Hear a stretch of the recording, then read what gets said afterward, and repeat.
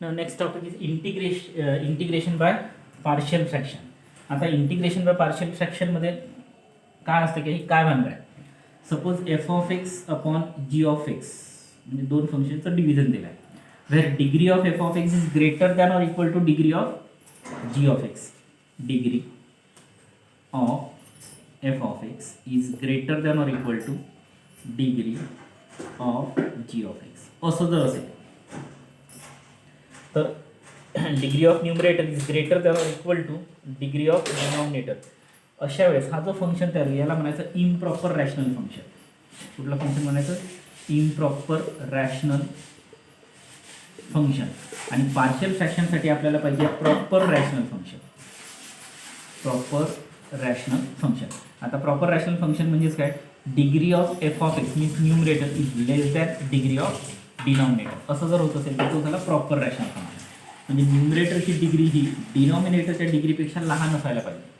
समजा त्याच्या इतकी किंवा मोठी असेल तर तो झाला इम्प्रॉपर रॅशनल फंक्शन. आणि आपल्याला कोणतं फंक्शन पाहिजे? Proper rational function. म्हणजे degree of numerator is always less than degree of denominator.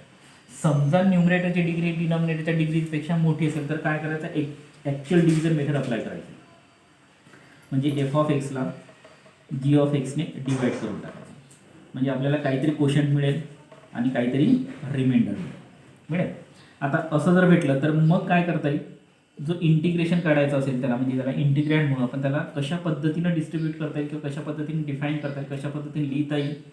Integrand is equal to quotient plus remainder upon G of X division. अशा पद्धतीने त्याला लिहिता येईल आणि मग त्याचं इंटिग्रेशन करायचं.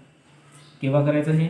Wien degree of F of x is greater than or equal to degree of G of x.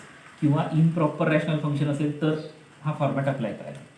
आणि प्रॉपर रॅशनल फंक्शन जर असेल म्हणजे न्यूमरेटरची डिग्री ही डिनॉमिनेटरच्या डिग्रीपेक्षा जर लहान असेल, कमी असेल तर आपण पार्शियल फ्रॅक्शन अप्लाय करू शकतो. आता पार्शियल फ्रॅक्शनचे 3 टाईप आहेत.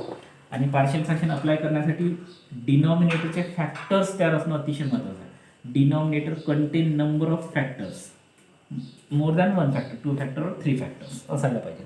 असं जर असेल तरच आपण integration by partial fraction use करू शकतो.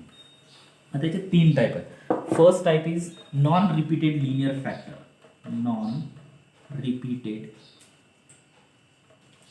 Linear factor. Non-repeated linear factor means what? Suppose numerator is px plus q and denominator is x minus a, x minus b, x minus c. इथं quadratic असेल, linear असेल, कसंही असेल तो numerator. पण denominator जो आहे, आता न्यूमरेटरची डिग्री आहे 1, डिनॉमिनेटरची डिग्री आहे x into x that is x Q म्हणजे 3. The degree of numerator is less than degree of denominator. This is proper rational function. And denominator contain 3 factors. And all these 3 factors are linear. Linear means degree 1. असा expression की ज्याची degree किती असेल 1 त्याला काय म्हणायचं? Linear. आता असे जे लिनियर फॅक्टर्स आहेत हे नंबर ऑफ फॅक्टर्स असतील म्हणजे 1 तर राहणार मोर दॅन 1 फॅक्टर्स असायला पाहिजे. 2 और 3 जास्तीत जास्त आपल्याकडे जे एक्झाम्पल आहे ते 2 फॅक्टर 3 फॅक्टर्स. इथं 3 फॅक्टर्स असतील. मग याचं कन्व्हर्शन कशा पद्धतीने किंवा पार्शियल फ्रॅक्शन कशा पद्धतीने होईल?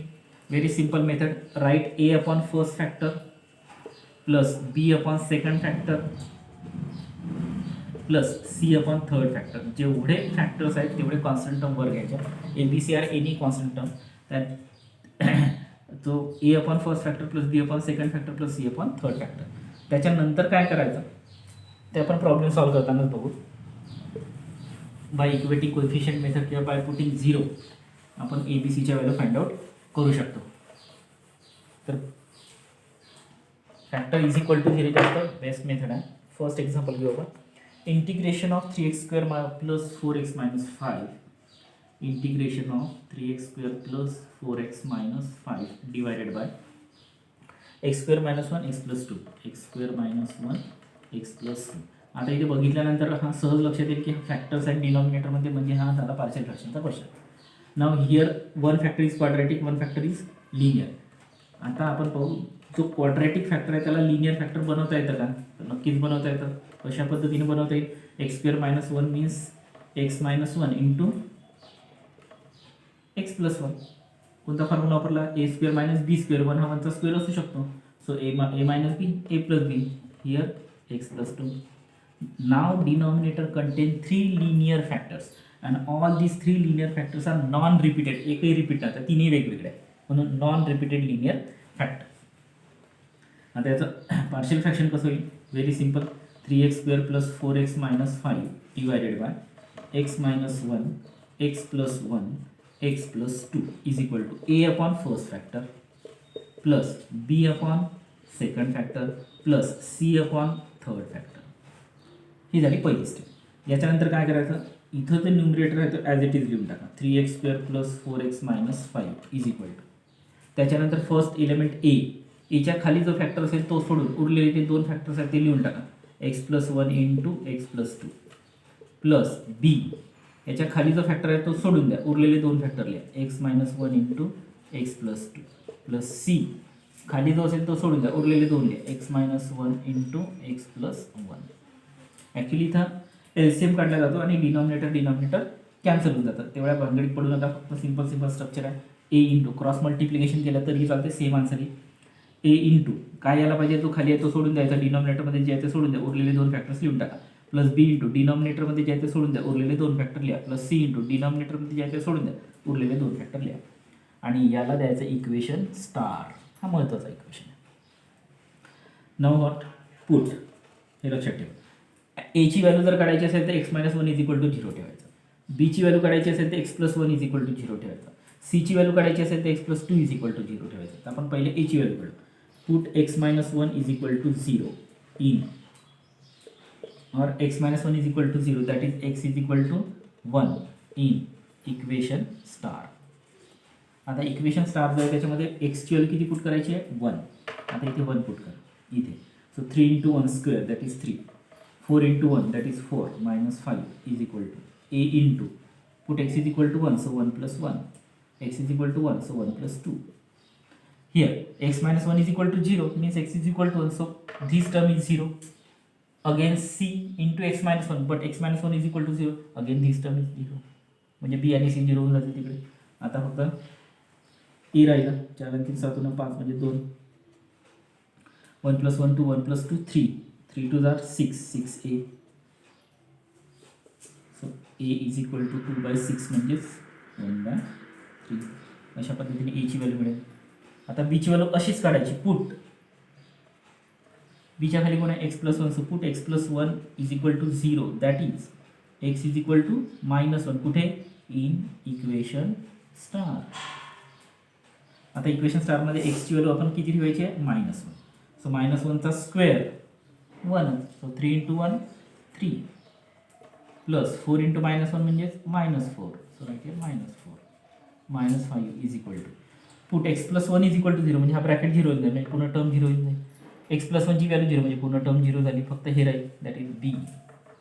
X minus 1 that is -1 X plus 2 म्हणजेच -1 plus 2. 3 minus 4 -1 -1 -5 -6 is equal to B -2 1. Minus minus cancel, 2 इकडे 6/2 म्हणजे 3, so therefore B is equal to 3. अशा पद्धतीने बीची व्हॅल्यू मिळाली. त्याच्यानंतर तिसरं, put third factor X plus 2 is equal to 0, that is x is equal to -2 in equation star. Equation स्टारमध्ये value put करा. सेम फॉर्मॅट तसंच करायचं. आता काय लिहू शकतो आपण, हा इक्वेशन स्टार. याच्यामध्ये काय पुट करायचं आहे, x plus 2 is equal to 0 म्हणजे एक्स प्लस 2 बी 0 होऊन जाईल, एक्स प्लस 2 ए 0 होऊन जाईल. इथे 3 into put X is equal to -2 चा square 4 plus 4 into -2 -5 is equal to, इकडे आता ए आणि बी 0 होऊन जाईल कारण एक्स प्लस 2 0 आहे, हा सी राहील फक्त. C into -2 -1 -2 plus 1. 4 3 12 -8 -5 is equal to -2 -1 -3 -2 plus 1 -1. So 12 -8 4 4 -5 -1 -3 -3 -1 म्हणजे 3 times C. So value of C is equal to 1/3 ही सीची व्हॅल्यू. आपल्याकडे एची व्हॅल्यू आहे, बीची व्हॅल्यू आहे, सीची व्हॅल्यू. एकदा काही बी सीची व्हॅल्यू मिळाली म्हणजे आपल्याला लास्ट आन्सर भेटलं. आपल्याला याचं इंटिग्रेशन काढायचं होतं. तर या इंटिग्रेशनला आपण कशा पद्धतीने पार्शियल केले किंवा बायफर्केट केलं, a upon first factor plus b upon second factor plus c upon third factor. So I is equal to integration a upon first factor आहे x minus one plus second factor आहे x plus one plus third factor होता आपला x plus two. आता a upon plus b upon plus c upon, तर a b सीचे value आलेले आहेत. A is equal to 1/3, b is equal to 3, C is equal to -1/3. शेवटी D x आहे. आता याचं इंटिग्रेशन काढा. याचं इंटिग्रेशन सोपं आहे. Log of mod of denominator, because numerator is 1, denominator is linear factor, म्हणजे त्याचं इंटिग्रेशन त्याची डेरिव्हेटिव्ह 1 राहील. When numerator is exact derivative of denominator, then the last answer is log of mod of denominator. So 1/3 integration of 1 upon x minus 1 dx plus 3 integration of 1 upon x plus 1 dx minus 1/3 integration of 1 upon x plus 2 dx. So answer of first 1 upon 3 log of mod of x minus 1 plus 3 log of mod of x plus 1 minus 1/3 log of mod of x plus 2 plus c constant of integration. तर अशा पद्धतीने अतिशय सोप्या मेथडने सोप्या पद्धतीने आपण integration by partial fraction solve करू शकतो. आणि most of the time part 1चेच एक्झाम्पल विचारले जातात.